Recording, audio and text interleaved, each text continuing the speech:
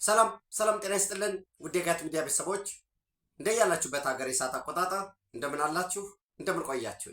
ዕለተ ሰኞ መጋቢት 14 2018 በኢትዮጵያ ዘመን አቆጣጠር የጋት የውሎ አጫጭር መረጃዎች ከዚህ እንደሚከተለው ወደ እናንተ አደርሳለሁ። ዘወትር እንደምታደርጉት ለማሳሰብ ነው። ላይክ አድርጉ፣ ሸር አድርጉ፣ ሀሳብ አስተያየታችሁን አካፍሉ። የጋት ሚዲያ ሜምበር ሁኑ። ጋት ሚዲያን በሱፐር ቻት በሱፐር ታንክስ ደግፉ። ድጋፋችሁ ተጠናክሮ ይቀጥል። ሶስት አጫጭር መረጃዎች አሉኝ። የመጀመሪያው እንግዲህ ትናንት በተለያዩ የመገናኛ ዘዴዎች እንደተከታተላችሁት ክቡር ጠቅላይ ሚኒስትር ዶክተር አብይ አህመድ በአፋር ክልል በገበታ ለትውልድ የተሰራውን የኒኢንሌ የፓልም ሎጅ አስመርቀዋል። እንግዲህ አፋር ሲባል እንዲያው ጀስት ሪማይንድ ለማድረግ እንጂ አዲስ ነገር ልነግራቸው አልችልም። የሰው ዘር መገኛ ምድር ነው። በገጸ ምድር በከርሰ ምድር ሀብቶች እጅግ የላቀ አካባቢ ነው። በሙሉ ኢትዮጵያን ሁልጊዜ እንደምላችሁ ኢትዮጵያ ከፍ ያለ ሀገር ይሆንና ሃይላንዱ ይሄ የሸዋን ፕላቶ ይዞ እስከ ሰሜን ድረስ እስከ ራስ ደጀን ድረስ ይደርስና ከዚህም እስከ ባሌ ይሄድና ወደ ከአዲስ አበባ ከዚህ ስላችሁ ከአዲስ አበባ መነሻ ኢማጂኔሽን የአዲስ አበባ ወደ ባሌ ማውንቴን ይሄድና እስከ ሰሜን እስከ ራስ ደጀን ይደርስና ከዛ በኋላ ያለው ወደ ታች እየወረደ ይሄዳል። ያው እንግዲህ ከራስ ደጀን በታች ስታዩ ወደ አርማጭሆ ወደ ሁመራ ነው የሚሄደው። አፋር፣ ቤኒሻንጉል፣ ጋምቤላ፣ ጉጂ ዞንን ይዛችሁ ኢትዮጵያ እንግዲህ የወደፊት የእድገት ማዕከላት የሚሆኑት ሎላንዱ ነው፣ ወደ ታች ያለው ነው። በዛ በሎላንዱ ላይ ያለው መሰረተ ልማት አነስተኛ ነው። እንደ ሀገር የራሱ ውስንነት ቢኖርበትም ደግሞ ወደ ሎላንዱ ወደ ቆላ ፓርት ወደ ኢትዮጵያ ሲሄዱ ጋምቤላ፣ ቤንሻንጉል እንዳልኳችሁ ወደ ሶማሌ ክልል፣ አፋር ክልል ስንሄድ የኢትዮጵያ የመልማት ጸጋ በዛ ነው ያለው፣ ግን መሰረተ ልማት በሙሉ አነስተኛ ነው ያለው እና ይህንን ለመፍታት ፍትሐዊ የሆነ ልማትን ለማረጋገጥ ተጨማሪ ሀብት ለመሳብ የወደፊት የኢትዮጵያ የእድገት ማዕከላት በሎላንዱ ላይ ነው ካል የወርቅም ሊሆን ይችላል፣ የእርሻ ሊሆን ይችላል። የወደፊት የገጸ ምድር የከርሰ ምድሩን ተጠቅሞ ለማደግ ማዕከላት በዛ እስከሆኑ ድረስ ምቹ ባለሀብቱን ለመሳብ ኢንቨስትመንትን ለመሳብ በቱሪዝምም በእርሻውም በማዕድን ዘርፉም ሰፋፊ ስራዎች መሰራት መቻል አለባቸው። በዚህ ረገድ እንግዲህ ሲጀመር ቤተ መንግስቱን ወይም 4 ኪሎን በማደስ ነው የተጀመረው። እንደምታስታውሱት ብዙ ጫጫታ ነበረ ያኔ። ከዛ ከ4 ኪሎ ከግቢ ከቢሮዎች ከማደስ ያንድ የአፄ ምኒልክን የግብር አዳራሽ ወይ ቤተ መንግስቱን ከማደስ ወደ ግቢው ያ የወዳጅነት ፓርክን የአንድነት ፓርክን ከዛ በኋላ ደግሞ ወጥ አለ የፍሬንድሽፕ ፓርክን የወዳጅነት ፓርክን ከዛ እያለፈ ደግሞ በገበታ ለሸገር የእንጦጦ የአንድነት ፓርኮች የሸገር የወንዝ ዳርቻ ዓለም አቀፍ ልምድ ተሞክሮ እየተቀሰመበት ያለ ስራ ነው።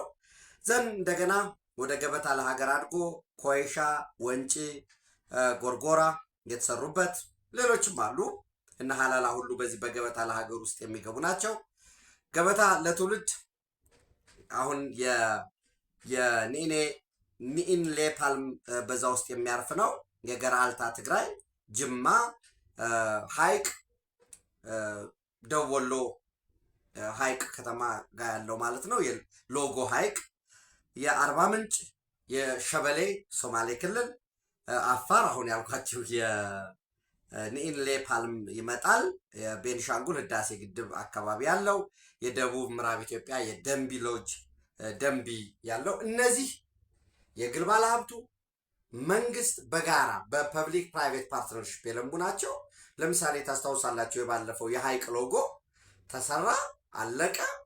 ኮንትራክተሩ ቢኬጂ የበላይነህ ክንዴ ግሩፕ ውስጥ ያለን ኮንትራክተር ሰራው። ባለሀብቱ ኮንትሪቢዩት አድርጓል፣ መንግስት ኮንትሪቢዩት አድርጓል። የማስተዳደሩን ስራውን ደግሞ ለበላይነህ ክንዴ ግሩፕ ነው የተሰጠው። በላይነህ ክንዴ ግሩፕ ባህር ዳር ላይ የሂልተን ስታንዳርድ ሆቴል እየገነባ ነው።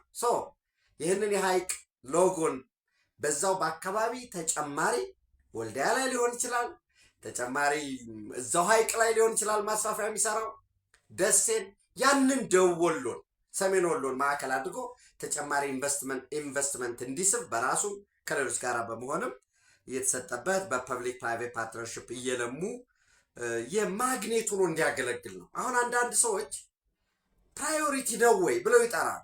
ፕራዮሪቲ ነው አሁን ይሄን መስራት? ኦፍኮርስ ያልተሰራ በቂ ነው ወይ ሌላ ጉዳይ ነው። ግን በግብርና ተሰርቷል፣ በማዕድን እየተሰራ ነው። አፋር ክልል እኮ በቢሊየን አይደለም። አሁን እኮ የአፋር ክልል የኢትዮጵያ ኢንቨስትመንት ሆልዲንግ እንደገና ወደ ስራ ያስገባው የፖታሽ ልማት $1 ትሪሊየን እኮ ነው ተስፋ የሚደረገው። ወደ ስራ ገብቷል። ያው ታውቃላችሁ የሚኒስትሮች ምክር ቤት ወደ ስራ አስገብቷል። ከማዕድንና ኢነርጂ ጋር ውል ተይዟል። በአካባቢው ሰፋፊ የቴምር እርሻ ከዩናይትድ አረብ ኤሚሬት እና ሌሎች ዓለም አቀፍ የፋይናንስ ተቋማት ሁሉ ያሉበት ዘር ላይ የምርጥ ዘር ላይ የቴምር ዘር ላይ የሚመራመሩ ያሉበት አካባቢውን እንግዲህ በረሃ ነው ተብሎ ተትቶ የነበረውን ወደ ሰፋፊ የስንዴ እርሻ ሳይቀር አትክልትና ፍራፍሬ ባለሀብት እየተሳበ ነው ያለበት። ከዛ ደግሞ አፋር ቀጣይ የኢትዮጵያ የዳቦ ቅርጫት የሚሆን የኢትዮጵያን የእድገት ህልውና የሚወስን አፋሩን ይዞ ምስራቅ ትግራይን ይዞ ያን አካባቢ የራያን ይዞ የአሰብ ወደብ ወደ ኢትዮጵያ መመለሱ ስለማይቀር የጊዜ ጉዳይ መቼ እሱ ካልሆነ በቅርብ ጊዜ መቼ ነው የሚል ጥያቄ ካልተነሳ በቀር መመለሱ አይቀርም። ያኔ አካባቢው የሎጂስቲክስ ማዕከል ይሆናል። አካባቢው የኢንቨስትመንት ማዕከል ይሆናል። የስበት ማዕከል ይሆናል። ለዛ ባለሀብቱ ነገ ሲመጣ የሚያርፍበት ይሄም ይቻላል የሚል ዛሬ የምርምር ስራዎች ይከናወናሉ። በዛ አካባቢ የሰው ዘር መገኛ ነው። አንድን የውጭ ቱሪስቶችን ለአንድ ቀን ማሳደር ቢቻል ሊገኝ የሚችለው የቆይታ ጊዜያቸውን የማራዘም በዚህ ዘርፍ እየተሰራ ነው ያለው። ሌሎችም እንዳልኳቸው አስቀድሜ ፍትሃዊ የልማት እቅድ አካል የሚሆነ ነው። እንግዲህ የአፋር ክልል ይሄ በፌዴራል መንግስት ደረጃ እንደ ኢኒሼቲቭ እንደ መነሻ ሆኖ ካገለገለ ያለውን የቢሮክራሲውን አቀናጅቶ የክልሉን ሀብት ተጠቅሞ ሪሶርሱን ማልማት እሱን ማስተዋወቅ ባለሀብቶችን መሳብ የሚችልበት ሰፋፊ ስራዎች ሰፋፊ እድሎች እንዳሉ እሱን ለማሳየት ነው። እንግዲህ የትግራይ ክልል የገራልታ ግንባታውም እሱም ወደ 70% ደርሶ እንደነበር አውቃለሁኝ። እንግዲህ አብረን የምንከታተለው ይሆናል። እሱን ካልኳችሁ ሌላው እንግዲህ ወደ አማራ ክልል እንሄድ። ቀጥሎ ወደ ትግራይ ክልል እንሄዳለን። በአማራ ክልል እንግዲህ የአለፋ ወረዳ ዋና መቀመጫውን የሻሁራ ከተማ ያደረገ ነው። ከባህር ዳር ከተማ ሻሁራ 86 ኪሎ ሜትር ትርቃለች። በማዕከላዊ ጎንደር ውስጥ ያለ ነው የአለፋ ወረዳ። አካባቢው በጣም አምራች ነው። እንስሳት ያመርታል። የንግድ ማዕከል ነው። በአብዛኛው ይሄ የአርማጭሆ አካባቢ ያለውም የቋራም አርሶ አደር ሙቀት በሚሆንበት ወቅት ወደ ሻሁራ ይመጣና ወደ ክረምት ወደ አካባቢው የሚሄደው የእንስሳቱም ቅመማ ቅመም ያመርታል። እንግዲህ አለመታደል ሆኖ የጸረ አማራ ኃይሎች ያወረዱት የፈለፈሉት ትርክት እግር አውጥቶ መሬት ላይ ወርዶ አንድ ለመከራ ከዳረጋት ከተሞች መካከል ሻሁራ ነች እና በአካባቢው ያለው ደናቁርት ጠመንጃውን ይዞ እያወዛወዘ አካባቢውን ያወድማል። ከዛ ከታች ከአርማጭሆም በአካባቢው ያለው ይሄን ደልጅን ይዞ ሽፍታውም የተሰባሰበ ከተማውን የሚያወድምበት ከዚህ በፊትም ኦልሞስት ከ2 ዓመት በፊትም አካባቢውን መከላከያ ሰራዊት አጥቅቶት ነበር ከሽፍታው። ግን እንዳልኳችሁ እውነታው ሁልጊዜ በመከላከያ ፊት ቆሞ የሚዋጋ ኃይል የለም። እንኳን ሽፍታ እንኳን ይሄ አሲሜትሪክ ዋርፌር የሆነ የጎሬላ ዋርፌር የሚከተለው ቀርቶ ኮንቬንሽናል ዋርፌር ወደዛ እንገባለን የሚለው እንደ ሀገር ለምሳሌ ኤርትራም እሱ አቅም የለው፣ ሻዕቢያ እሱ አቅም የለው። ማንኛውም ሀገር ኢትዮጵያ መከላከያ ፊት እንደው ቆሞ ሊዋጋ አይችልም። የተያዘው መንገድ ምንድን ነው? አሁን የመበተን የማዳከም ለዛ ምቹ የሚሆን ደግሞ መዋቅራዊ መበስበስ አለ፣ ዲኬደንሷል። እሱ በደንብ መሰራት አለበት። ከዚህ በፊት መከላከያ ሰራዊት ገባ፣ አጸዳ፣ መስዋዕትነት ተከፍሎ ጭምር ዘን እንደገና መዋቅሩ ወደ ስራ ከገባ በኋላ አካባቢውን የጸጥታ ኃይል አደራጅቶ ህዝቡን አወያይቶ የሚገባውን በሰላም እንዲገባ አድርጎ የጸረ ሽምቅ ኃይል አደራጅቶ፣ ምክንያቱም ጎሬላ ዋርፌርን በኮንቬንሽናል መንገድ ልትዋጋው አትችልም። የመጀመሪያው ነገር። ሁለተኛ ሳይኮሎጂካል ዋርፌር ነው። ህዝቡ ውስጥ ነው የሚደበቀው። የሆነ ቦታ ላይ ደፈጣ ይጥላል። ምን ይላል? ኢንሰርጀንቱ ነው ያገለግልና ወጡ ይሄዳል። የሚደብቀው ህዝቡ ነው። ህዝቡ የያዙት ዓላማ ጸረ ልማት ነው፣ ጸረ ህዝብ ነው፣ ጸረ አማራ ነው። ሄዶ የአማራን ህዝብ አንገት ማስደፋት፣ ኢትዮጵያን ማፍረስ፣ ለአማራ ህዝብ ጠላቶች ተንበርካች ሆነው ድጋሜ ዱቄት ተሸክመው ምናልባት አህያ ግመል በቅሎ እየጎተተ መጥቶ ህዝቡን ከማስከፋት ህዝቡን ከማዋረድ የዘለለ ዓላማ ያላቸውም የሚል የፖለቲካ ስራ በደንብ ሊሰራ ይገባል። እንግዲህ ሲአይኤ በሉት ሞሳድ በሉት ኤምአይ6 በሉት የጻፏቸው ዶክመንቶች ለጎሬላ ዋርፌር ወሳኙ ሳይኮሎጂካል ዋርፌር ነው። እና እንግዲህ ትናንት ወደ ሻውራ ከተማ ምሽቱን ገብቷል። አንድ ከፊቱ የቆመ የለም፣ ከሰራዊቱ ፊት የቆመ የለም። ገና መከላከያ መጣ ሲባል እግሬ አውጪ ብሎ ነው የሚጠፋው። አንዳንዶቹ በጀብደኝነት እንዋጋለን ብለው ጥይት የተኮሱ ለወሬ ነጋሪ ያልተረፋሉ። አሁን ይሄ ማለት ዝም ብሎ ጀስት ሲምፕል ፕሮፓጋንዳ እንዳይመስል የተመቱ ሰዎች ሁሉ ይታወቃሉ። ቁስለኞቻቸውን እንኳ ሳያነሱ ነው የፈረጠጡት ማለት ነው። እና ይህንን ገብታችሁ ብታዩት መረጃዎችን እንግዲህ ፌስቡክ ላይም ቢሆን አጋራችኋለሁ ማለት ነው። እና ነገር ግን የሚያስፈልገው ጀግናው የኢትዮጵያ መከላከያ ሰራዊት ዋጋ እየከፈለ ጭምር አካባቢው ማስለቀቁ ብቻ አይደለም። መዋቅራዊ ስራዎች መሰራት መቻል አለባቸው። በስነ ስርዓት በአካባቢው ጸረ ሽምቅ ኃይል ማሰልጠን፣ ህብረተሰቡን እስከታች ወርዶ ማወያየት፣ ማንቃት፣ ማደራጀት ያስፈልጋል። ከዛ ውጭ ያለው እንደነገርኳቸው ነው። ንፋስ መውጫም መከላከያ ይሄዳል። መከላከያ ሲሄድ ቁመው አይዋጉም። የሆነው እሱ ነው። ነገር ግን ዳሜጅ እያደረሱ ነው ያሉት። ይህ ኃይል የሚዋጋው በራሱ ቅድ፣ በራሱ ፕሮግራም፣ በራሱ ዓላማ አይደለም። ከሻዕቢያ ነው ተልኮ የሚቀበለው፣ ከህወሓት ነው ተልኮ የሚቀበለው፣ ከጸረ ኢትዮጵያ ኃይሎች ከግብፅ ነው አጀንዳ የሚቀበለው። ለምሳሌ ህወሓትን ውሰዱ። አሁን ህወሓት ዛሬ 14 ቀን ነው ወደ 16 ቀን ነው የቀረው ሌተናል ጀነራል ታደሰ ወረደ ጊዜው ሊያበቃ። ያው የህወሓት ቃል አቀባይ የሆነው አቶ ሚካኤል አስገዶም ለወይን መጽሔት የልሳን ነች፣ አዲስ ራዕይ ምናምን አብዮት ዲሞክራሲ ይሉት እንደነበረው የህወሓት ልሳን ለሆነችው ለወይን መጽሔት አሁን የፕሪቶሪያ ስምምነት 100% ተጥሷል፣ አልቋል፣ ስምምነቱ 100% ፈርሷል። ስለዚህ ህወሓት ነው በራሱ ጊዜ የሚወስን እያለ እንግዲህ ይሄንን ብለው ያወቁና ደግሞ እንደገና መልሰው ምን ይላሉ? የፕሪቶሪያ ስምምነት ነው ጊዜያዊ አስተዳደሩን ያቆመው። የፕሪቶሪያ ስምምነት ነው ነገሮችን የፌዴራል መንግስት አገልግሎቱን እንዲመልስ በጋራ ጊዜያዊ የሆነ መንግስት እንዲቆም ያደረገ።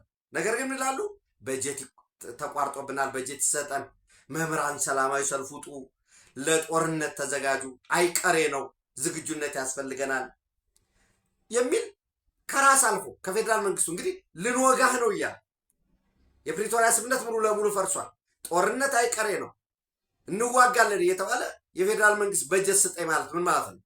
ዱላ ቆርጣ አምጣልኝ። እንግዲህ እኛ ህፃን እያለን ከቤት ስናጠፋ ሂድና ዱላ ቆርጣ አምጣ እንባለን። አሁን እንግዲህ የፌዴራል መንግስቱን ዱላ ቆርጣቸው ስጡኝ ነው የምደበድብበት። ይህም ብቻ አይደለም። ለምሳሌ ከሰላ ላይ ከሶስት ቀን በፊት ከሰላ ላይ ውይይት አድርገው ነበር። የውይይቱ ዋነኛው ዓላማ ከአርሚ 70 መካከል በኢትዮ ሱዳን ድንበር ያለው ሸረሪና ጋር ካምፑን ያደረገው 2 ኮር አለ። አንደኛው ኮር ወደ በረከት ይመጣል፣ ያው ሁመራ ላይ ጥቃት ይፈጽማል፣ እየተቀናጀ ማለት ነው። በዚህ በአካባቢው ከሚንቀሳቀሰው ሽፍታዎች ጋር ደፍነትሊ ሽፍታ አሁን ነው ከሽፍታ ወደ ፋኖ የሚል ስም የተሰጣቸው አሁን እነዛ ሽፍታዎችን አደራጅቶ የመዝረፍ የመቀማት የመግደል እና አንደኛው ኮር ደግሞ ከሱዳን አርሚ ፎርስ ከአልቡርሃን ጋር ሆኖ የሚዋጋው ከዛ አርሚ 7 የተወሰነው ኃይል ወደ ሰላም የመንግስትን የሰላም ጥሪ ተቀብሎ አዋሽ አርባ ታድሶ ውስጥ መግባቱ የፈጠረውን ድንጋጤ በህዋትም በሻዕቢያም በኩል እሱ ሰላም ነው የተፈጠረ ነገር የለም የህዝብ ለህዝብ ውይይት እያደረግን ነው ድላችን አይቀሬ ነው የሚል ማነሳሻ ልክ የሰራዊት ታድሶ ብላችሁ ተወስዱ ትችላላችሁ እና ወደ ጦርነት የሚገባ ለመመልመል ከሰላ ካለው ውስጥ በዛ እንግዲህ አወል ሰይድ ዋናው ፕሮፓጋንዲስት የሻዕቢያ ልሳን ተገኝቶ ነበር። አወል ሰይድ ያው ሁላችሁ የምታውቁት ያን አክሱም ላይ ጭፍጨፋ ሲፈጽም ሻዕቢያ ተወቅለናቸዋል ደማችንን መልሰናል ብሎ አክሱም ሐውልት ስር መዝሙር የዘመረ ሰው ነው። የኤርትራን መዝሙር የዘመረ ነው። ያንን ያውቃሉ። ጨፈጨፉን፣ አስጨፈጨፉን። ሌላውን ቀርቶ ተውት። ዋነኛው ጠላት ከ1972 የትግራይ ህዝብ እንኳን ሲራብ የዳቦ መተላለፊያ የእርዳታ ስንል አንከፍትም ያለ ነው። ሻዕቢያ ታሪካዊ ጠላት ነው ሲባል የነበረው ተለላኪ ስለሆነ ተለላኪ ትናንት የተደረገበትን አያስብም። ተለላኪ ለህዝብ ሞራል ለህዝብ ሴት አይጨነቅም። እና አንዳንዱ ምን ይላል የጨፈጨፈው አክሱም ላይ የሻዕቢያ ሰራዊት እንደሆነ አቀም አንድ የኢትዮጵያ መከላከያ ሰራዊት በደረሰበት ጊዜ ለምን ወገኖቻችንን ትጨፈጭፋላችሁ ብለው በክብር ከሻዕቢያ ሰራዊት ጋር ተታኩሰው እንደወደቁ ያውቃሉ። ነገር ግን ምን ይሏቸዋል? ያኔም እኮ ሻዕቢያን ጋብዛችሁ ያመጣው እኮ የፌዴራል መንግስት ነው ይላል። በሙሉ ሰራዊትን ካፈረስከው በኋላ ምን አድርገህ ነው አሁን የፌዴራል መንግስትስ ለመጋበዝ ላለመጋበዝ ምን አቅም አለ? እና ያንን እንግዲህ ብዙ ከባንዳ ከተለላኪ ጋር መከራከር አይቻልም። እንግዲህ አወል ሰይድ በተገኘበት የሰራዊት ምልመላ እና ለአርሚ 7 ታድሶ ነው የተሰጠው። በዛ አመራሩ የአፋብን ከፍተኛ አመራሮች ተገኝተዋል። ግን ከአካባቢው ሄደ ለምን አንድ ደንቆሮ አንጠራም ብለው ምን እየተከናወነ እንደሆነ የማያውቅ አንድ አጥናው አማረ የሚባል ወንድሙ አባው አማረ ይባላል ሽፍታ ሰብስቦ መጀመሪያ ላይ ከቅማንት ታጣቂ ጋር እያለ የቅማንት ታጣቂ ጋር ላይ አርማጭሆ ድረስ እየወጣ መጀመሪያ ከቅማንት ጋር እዋጋለሁ ሲል ቆየ። በኋላ ደግሞ የቅማንት አባል ነኝ ብሎ የቅማንት ታጣቂ የነበረ ሰው አባው አማረ ማለት ነው። ዘን የሱ ወንድም ከሰላ ተገኝቶ አጥናው አማረ አርሶ አደር የነበረ ነው። በሽፍትነት ስራ የነበረ እርሻ ያርሳል፣ የሽፍትነት ስራ ይሰራል። እሱ ተገኝቶ እኛ አማራ አብረን ሆነን እንዋጋለናል። አብረን ሆነን እንዋጋለን ማለት ሌላ ምንም አይደለም። ምንም ችግር የለም አታስቡ።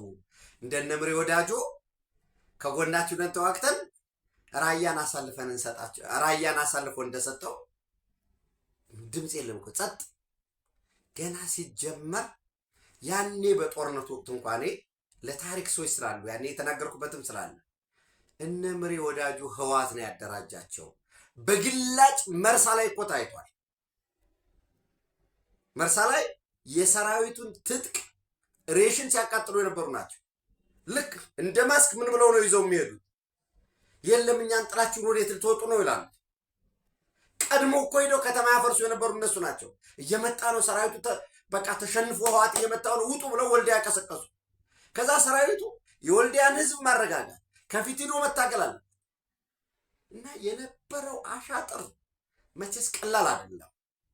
ከዛስ ልክ መርሳ ላይ ሲመጡ ፋኖ ተብሎ የፋኖ አስተባባሪነታቸው የታወቁ የነበሩት ህዋት ምንድነው ያደረጋቸው? የከተማ አስተዳዳሪ እና እነዚህ ሰዎች ቅጥረኞች ናቸው። ማን ይሰማቸዋል? አብሮ ማወቅ ውስጥ ደግሞ ጀግና ናቸው። ለሰሩት ውለታ መሸለም አለባቸው ተብለው ተጠርተው ብዙ ነው ጉዳዩ እና አብሮ እንግዲህ የወልቃይት ጠገዴ ሰቲት ሁመራን ወግተው ወንድሙ ይሄንን ነው የሚሰራው። በአርማጭሆ በኩል በተለይ አብርሃ ጅራን ይዞ በበረከት በኩል በተደጋጋሚ በተከዜ ዘብ ላይ በአካባቢ ባለው እንግዲህ ለማንነታችን፣ ለነጻነታችን፣ ለአንድነታችን ብለው የሚፋለሙትን ሚሊሻዎችን የሚገድል የአርሶ አደር ከብትን የሚነዳ ሌባ ዘራፊ ነው ወንድም።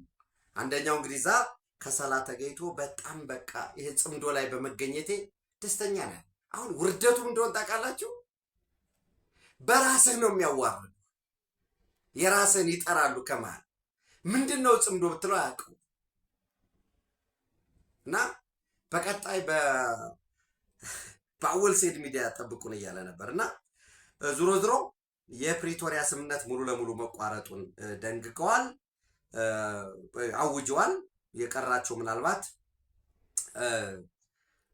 16 ቀን 2 ሳምንት ምናምን ከዛ በኋላ የዛሬ 2 ሳምንት በራሳችን ወይ በራሳቸው ሰው በራሳችን ነው የምተዳደር የሚል ድጋሚ ወደ ጦርነት ለመግባት እየተንደረደሩ ነው። ይሄንን ጽንፈኛው እያጀበ እየተለላከ ያለበት ሁኔታ ነው ያለው ማለት ነው። እና አሁንም ይህንን የጥፋት ኃይል ማጋለጥ ከህዝብ መነጠል እጅግ በጣም ወሳኝ ነው።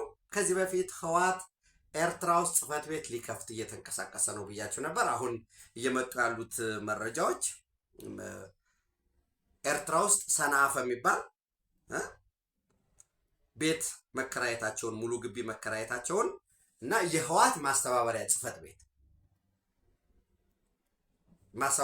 ቤቱ እንግዲህ የባለስልጣናትን የይለፍ ቪዛ የሚያስመታ ፓስፖርትም የሚቀበል በተለይ የጦር መሳሪያ ግዥን በሙሉ ወታደራዊ፣ የፖለቲካ፣ የማስተባበር የጽምዶ ጽህፈት ቤትን ጨምሮ የሚሰራ ሙሉ ግቢ ሰንአፈ ላይ መከራየታቸውን ለዚህም የ1 ዓመት ኪራይ መክፈላቸውን አስተማማኝ መረጃዎች እየወጡ ነው ያሉት።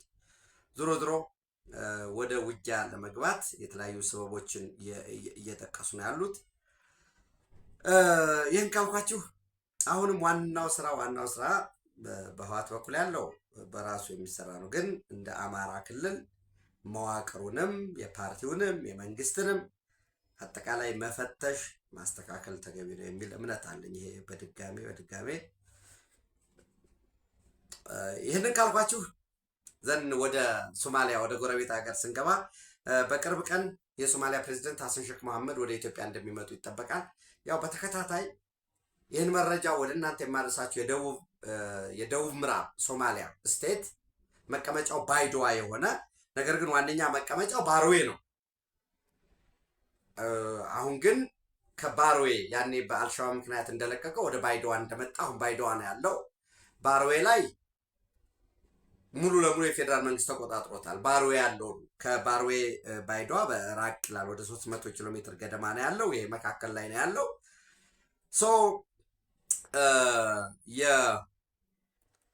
የፓርቲ ውስጥ ምክትል ሊቀመንበር የነበረው አዲሱ የተመሰረተው የሶማሊያ ፓርቲ ማለት ነው ጀስቲስ ኤንድ ሶሊዳሪቲ ፓርቲ፣ የዛ ፓርቲ ምክትል ሊቀመንበር ዋናው ሊቀመንበር ሐሰን ሼክ መሐመድ ነው። ምክትሉ የሐሰን መሐመድ ወይም ላፍታ ግሪን የደቡብ ምዕራብ ሶማሊያ ፕሬዚዳንት የነበረው ነው። ከፓርቲው ለቋል። ደጋግሜ እንዳልኳቸው ሚኒስተር ዴኤታ የነበሩት በሙሉ ለቀዋል። ከደቡብ ምዕራብ ሶማሊያ የተወከሉ የፌዴራል መንግስቱም በተመሳሳይ የደቡብ ምዕራብ ሶማሊያ ፕሬዚደንቱ አሁን ኤክስፓየር አድርጓል። ከስልጣናቸው ምንድን ነው አልቋል።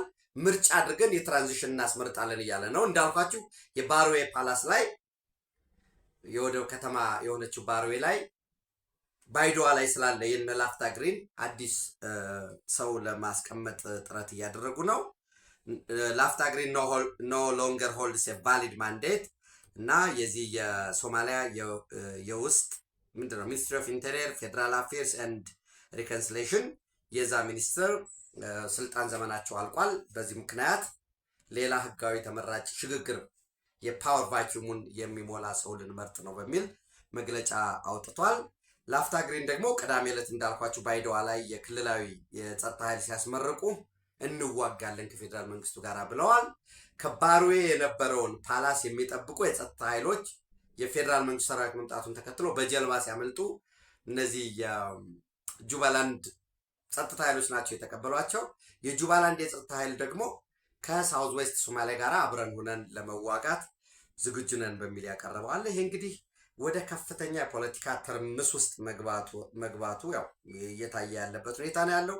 በዚህ ጉዳይና በሌሎች ጉዳዮች ከኢትዮጵያ መንግስት በኩል የሚያስፈልገውን ድጋፍ ኢትዮጵያም በማሸማገል ወደ እርቅ እንዲገባ እሱን ለመጠየቅ የሶማሊያ ፌዴራል መንግስት ሐሰን ሼክ መሐመድ ወደ አዲስ አበባ እንደሚያቀኑ የተለያዩ መረጃ ምንጮች እየወጡ ነው። እሱን እንከታተላለን።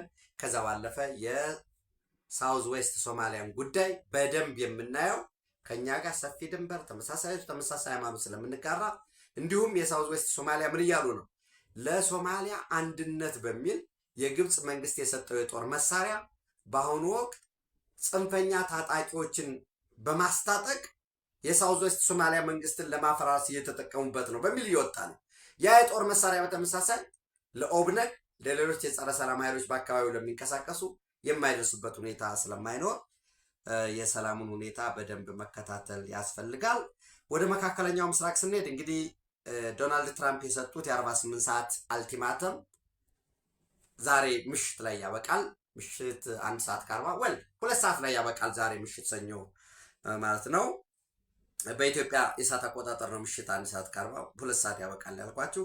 እንግዲህ የማይከፈት ከሆነ የሆርሙዝ ሰርጥ የማይከፈት ከሆነ ሆርሙዝ ስትሪት የኢራንን ወሳኝ የሆኑ የኢነርጂ መሰረተ ልማቶች እንመታለን ታይቶ በማይታወቅ ሁኔታ በሚል ዶናልድ ትራምፕ ማስጠንቀቂያ አውጥተዋል። ይህን ማስጠንቀቂያ ተከትሎ ኢራንን በምላሹ ማስጠንቀቂያ ሰጥታለች። እኛ ጋር ጥፋት የሚፈጸም ከሆነ ምላሻችን የከፋ ነው የሚሆነው። በአካባቢው ያሉ የውሃ ማጣሪያዎችን የየዘው በአካባቢው ያሉ ስላችሁ የዩናይትድ አረብ ኤሚሬት፣ የባህሬን፣ የሳውዲ አረቢያን ሁሉ ሊያካትት የሚችል የኳታር እነዚህ ሀገራት ላይ የውሃ መሰረተ ልማታቸውን ያው ዲሳሊኔት አድርገው ነው የሚጠቀሙ። ውሃ አጣርተው የኤነርጂ መሰረተ ልማት ኢቭን የዩናይትድ አረብ ኤሚሬት የኃይል ማመንጫ የሆነውን የኒውክሌር መሰረተ ልማት ላይ ሁሉ ጥቃት እንፈጽማለን በሚል ማስጠንቀቂያ እያወጡ ነው ያሉት። በዚህ ውስጥ በአሜሪካ ፖለቲካ በተለይ የዶናልድ ትራምፕ የቅርብ አማካሪ የሆኑት ሊንሴይ ግራሃም ሴናተር ዶናልድ ትራምፕ ጦርነቱን መቀጠል አለበት፣ እሱም ብቻም ሳይሆን የካርግ የምትባለዋን የኢራን 90% የጋዝና የፔትሮሊየም የነዳጅ ለዓለም ገበያ የምታቀርብበትን ካርግን መቆጣጠር አለባቸው በሚል ጥሪ አቅርበዋል። ትራምፕ is closer than ever to delivering real freedom and lasting peace to the Iranian people ለኢራን ህዝብ ዘላቂ ያለው ሰላም ለመስጠት ነፃነታቸውን ለማቀዳጀት ከማንኛውም ጊዜ በላይ ቅርብ ሆነዋል።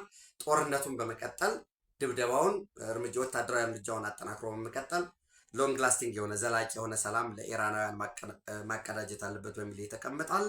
የእስራኤል መንግስት በተደጋጋሚ አይአርጂሲ የሚያስተባብረው ሄዝቦላ፣ ሐማስ፣ ሀውቲ የመኑ ማለት ነው የፓለስቲን ኢስላሚክ ጂሃድ ከሐማስ ባለፈ ፒአይጂ የፓለስቲን ኢስላሚክ ጂሃድ እነዚህ መካከለኛው ምስራቅን የግጭት የጦርነት ቀጠና አድርገውታል። ስለዚህ አይአርጂሲንም ወይም የኢራንን መዋቅር ማፈራረስ የግድ ነው፣ በጦርነቱ እንገፋበታለን በሚል የተቀመጣለ። ዶናልድ ትራምፕም ለእስራኤሉ ቻናል 13 በሰጡት መግለጫ ያስቀመጥነውን የጊዜ ገደብ አልቲማተም የማያከብሩ ከሆነ እርምጃ እንወስዳለን። እርምጃችን እንዴት የከፋ እንደሆነ ታዩታላችሁ ሰዓቱ ሲደርስ በሚል ያስቀምጡታል። there will be total destruction of Iran and it's going to work very well ብለው ያስቀምጡታል። እሱን እንግዲህ አብረን የምናየው ነው የሚሆነው። እንዳልኳችሁ የሶማሊያ ጉዳይ በተለይ እንደ ኢትዮጵያ የምንከታተለው ይሆናል። የሶማሊያ ጉዳይ ሶማሊያ ውስጥ የሚኖር ግጭት፣ የየመኑ ሀውት የሚፈጥረው ግጭት፣ በዚህ የኢንዲያን ኦሽን የሬድ ሲን ከላይ ደግሞ ስቴት ተረር የሆነው መንግስታዊ ሽብር የሚያስፋፋው የሻዕቢያ እና በተላላኪዎች ኢትዮጵያን ለመረበሽ የሚያደርገው እነዚህን በደንብ መከታተል ይጠበቅብናል። ተጨማሪ ዝርዝር መረጃዎችን ማስረጃዎችን በጋት ዕለታዊ ምሽት ወደ እናንተ የማድረስ ይሆናል። ኢትዮጵያ በክብር ለዘላለም ትኖር። ታንኪዩ